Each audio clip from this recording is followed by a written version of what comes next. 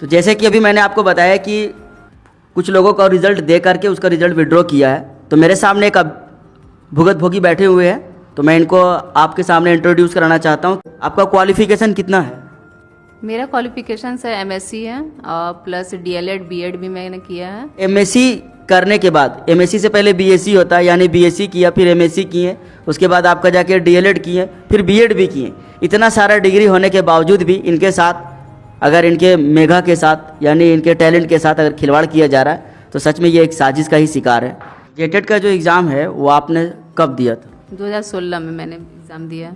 आप किस कैटेगरी में पास किए थे? उसमें मेरा BC1 में हुआ था।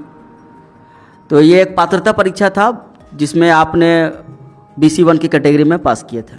क्या उस समय कोई ऐसा नियम था कि अगर आपने पात्रता परीक्षा BC1 में पास किया है तो आप जनरल के लिए क्वालिफाई नहीं कर पाएंगे? नहीं, ऐसा उस टाइम कुछ एग्ज़ाम मतलब नहीं नियम बनाया गया था। वो सिर्फ एक पात्रता एग्ज़ाम लिया गया था हम लोगों से।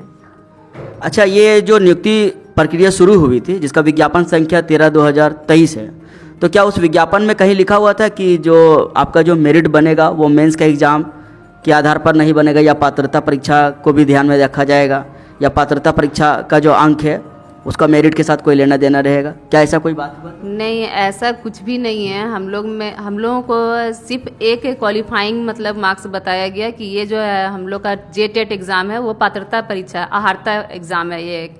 तो मैंने जो एग्ज़ाम दिया 13/2023 का जो विज्ञापन संख्या है उसके तहत मैंने हम लोग सहायक आचार्य का एग्ज़ाम जो दिया वह रिज़ल्ट हम लोगों का मतलब 1/8 को हम लोग का रिज़ल्ट आया।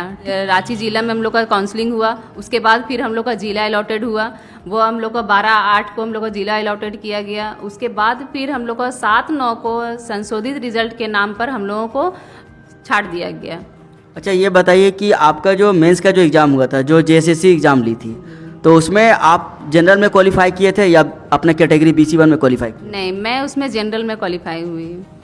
देखिए, अगर जनरल में क्वालिफाई है यानी कि अब इसका जो मार्क्स है वो अपने कैटेगरी से ज़्यादा है।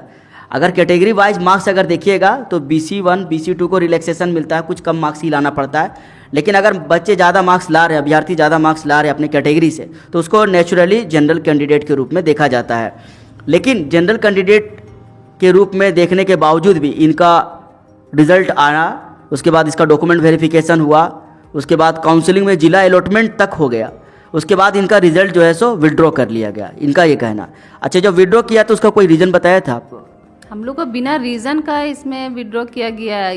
यह सिर्फ एक प्रदीप कुमार का जजमेंट लगा करके, जो कि अदर स्टेट के हैं, उनका जजमेंट लगा करके हम लोगों को इससे निकाल दिया गया है। देखिए, जो प्रदीप कुमार जी है, मैं उनके बारे में बता दूं कि प्रदीप कुमार जी है जो राजस्थान के हैं। तो राजस्थान और झारखंड दोनों एक अलग अलग राज्य है, उनकी नियुक्ति प्रक्रिया और हमारा नियुक्ति प्रक्रिया दोनों अलग अलग है।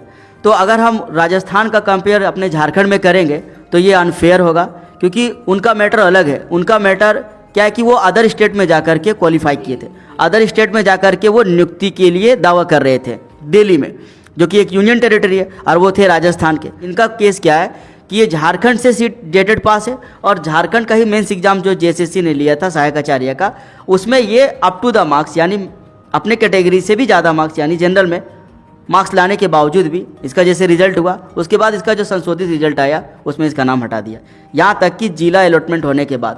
तो ये सरासर नाइंसाफ़ी है। अब आप आगे क्या कर रहे हैं? अभी तो हम लोग न्याय का दरवाज़ा ठकठकाए हैं, तो अब हम लोग को अब उन्हीं से न्याय लेना है।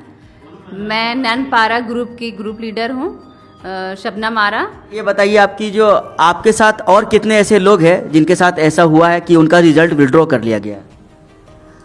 हम लोगों के साथ में 1605 कैंडिडेट हैं टोटल, जिसमें से हम लोग 1 to 5 के हम लोग 723 लोग हैं जो हम लोग 1 to 5 के कैंडिडेट हैं। तो जो 723 लोग हैं जो आपकी कैटेगरी, तो क्या सबका केस सेम ही है कि उसका जो मान लीजिए विड्रॉ हुआ उसका रिजल्ट, तो उसका भी कारण सेम है या फिर उसका कुछ अलग कारण है? सभी का केस हम लोग का सेम है सर। मतलब ये आपका जो है सो PIL फाइल की हैं आप लोग?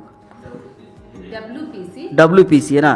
WPC फाइलिंग नंबर मेरा 11,932 है। 11,932 है। तो यानी नहीं कि इनके साथ जो अन्याय हुआ उसको लेकर के ये इन्होंने हाई कोर्ट का दरवाज़ा खटखटाया है। और हाई कोर्ट में अभी तक एक भी बार हियरिंग हुआ है आपका? नहीं, अभी तक तो मेरा हियरिंग नहीं हुआ है, लावाजिमा में मेरा है। नेक्स्ट वीक हम लोग का हियरिंग होने का है चांस। आपको क्या लगता है कि जेएसएससी इस मैटर पर दोबारा सुनवाई करेगी, या जेएसएससी इस पक्ष को दोबारा ध्यान में रख करके फिर से रिजल्ट निकालेगी, या फिर जो भी फैसला होगा वो न्यायालय के ही आधार पर अब होगा? जी, मुझे न्यायालय पे पूरा भरोसा है, क्योंकि जेएसएससी और हम लोगों का जो सरकार है इतनी सारी गलतियां की है कि हम लोगों को इंसाफ मिलेगा ही मिलेगा न्यायालय के द्वारा। एक बात मैं पूछना चाहता हूँ, क्या आप जब जेएसएससी आपके साथ ऐसा रवैया अपनाया इन सारे लोगों के साथ, क्या आप लोगों ने फिर जेएसएससी का ऑफिस जा कर के इस बारे में तहकीकात किया, जानने की कोशिश किया, या कोई आश्वासन आप लोग को दिया गया कि रिजल्ट में गड़बड़ी हुई है तो उसको दोबारा रिव्यू किया जाएगा, फिर से आप लोग को रिजल्ट दिया जाएगा, ऐसा कुछ आश्वासन मिला उधर से? नहीं, हम लोग तो गए थे, हम लोग जेएसएससी ऑफिस गए और ये देखिए हम लोग वहाँ पे आवेदन भी दिए हैं जेएसएससी ऑफिस में जा कर के।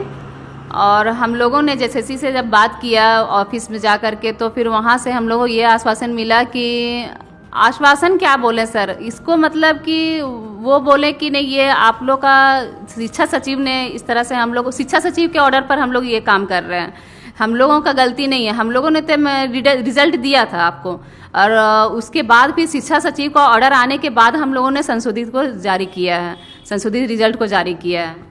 यानी कि जेएसएससी ने साफ साफ अपना पल्ला झाड़ लिया ये कह के कि जो जेएसएससी का जो यानी जो शिक्षा सचिव है उनके कहने पर ये रिजल्ट में संशोधन किया गया है, और इसी के वजह से बहुत सारे लोगों का, जितने भी लोग हैं उनका रिजल्ट को विड्रॉ किया गया है। तो क्या आपने शिक्षा सचिव से या आप लोगों ने शिक्षा सचिव से मिलने की कोशिश की? मैं मिली उनसे, तो वो उन्होंने कहा कि नहीं है सो ये आप लोगों का रिजल्ट दिया जाएगा, आप लोग को धीरे धीरे रिजल्ट मिलेगा, पार्ट वाइज करके आप लोग को ये रिजल्ट देंगे। तो ये बोल करके हम लोग को संतावना दे दिया गया और उसके बाद फिर हम लोग वहाँ से आ गए। यानी कि इंस्टॉलमेंट में रिजल्ट देगा, और इंस्टॉलमेंट में रिजल्ट देने के बाद जिनका देना होगा उनको देगा, जिनको नहीं देने का मन होगा उनको नहीं देगा, क्योंकि ये कोई फिक्स नियम कानून के तहत काम नहीं कर रही है। मतलब जब इनको लगेगा कि एक इवेंट बनाना है तो इतने लोगों को नियुक्ति प्रक्रिया के तहत लाया जाएगा, इनको ज्वाइनिंग दिया जाएगा और भवाई लूटा जाएगा।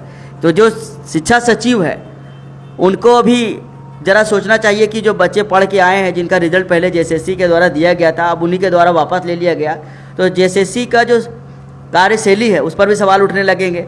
तो शिक्षा सचिव को यहाँ पर ये बताना चाहिए, क्लियर करना चाहिए कि कब तक, एक फिक्स डेट कर देना चाहिए कि कब तक और कितने लोगों को आप इसमें शामिल करेंगे। अच्छा, एक इम्पॉर्टेंट क्वेश्चन और है, क्या जेएसएससी ने आपका मार्क्स वगैरह, कट ऑफ वगैरह सब आपको बताया कि कितना आपका मार्क्स है या नहीं, अभी तक जेएसएससी द्वारा हम लोगों को एक भी रीज़न नहीं बताया गया कि किस बेसिस पर आप लोग निकाले हैं। क्या हम लोग का कट ऑफ मार्क्स वगैरह भी बताना था, वो सब भी हम लोग भी क्वेश्चन किए हैं कि सर हम लोग का कम से कम आप मार्क्स तो बताइए कि हम लोग किस बेसिस पर निकले हैं और हम लोग का क्या कट ऑफ मार्क्स है। इसका भी जवाब जेएसएससी द्वारा नहीं मिल रहा है हम लोगों को। यानी गुपचुप तरीके से बहाली प्रक्रिया चल रही है, कौन कितना मार्क्स लाया है उसको नहीं बताया जाएगा, कितना कट ऑफ गया है ये भी नहीं बताएंगे, हम कुछ नहीं बताएंगे, बस जिसका मन करेगा, जितना लोगों का मन करेगा उतने लोगों को हम आकर के इवेंट बना करके उसको ज्वाइनिंग करा देंगे। बात इसका है, कुल मिलाकर के अगर आप देखेंगे तो आपको लगेगा कि एक साजिश के तहत इन सब का रिजल्ट को कॉल बैक किया गया है या रिजल्ट को विड्रॉ किया गया है। देखिए, जो बच्चे जिला अलॉटमेंट तक गए थे या जो बच्चे का काउंसलिंग हुआ है, जो बच्चों का रिजल्ट आया वो उनके मेरिट के आधार पर आया। जब रिजल्ट मेरिट के आधार पर आया है, जेएसएससी ये कबूल कर रही कि हाँ हम लोगों ने आपका रिजल्ट दिया था, उसके बाद शिक्षा सचिव के कहने पर आकर के हम लोगों ने रिजल्ट विड्रॉ किया। तो बच्चे के मेरिट के साथ खिलवाड़ हो रहा है। बच्चे के मेरिट के साथ अगर खिलवाड़ नहीं होता तो जो नियुक्ति प्रक्रिया चल रही थी उसमें वो भी शामिल होते, उनको भी आज ज्वाइनिंग मिला होता, वो भी आज खुश होते। आपको कैसा लगा ये इसका पूरा इंटरव्यू?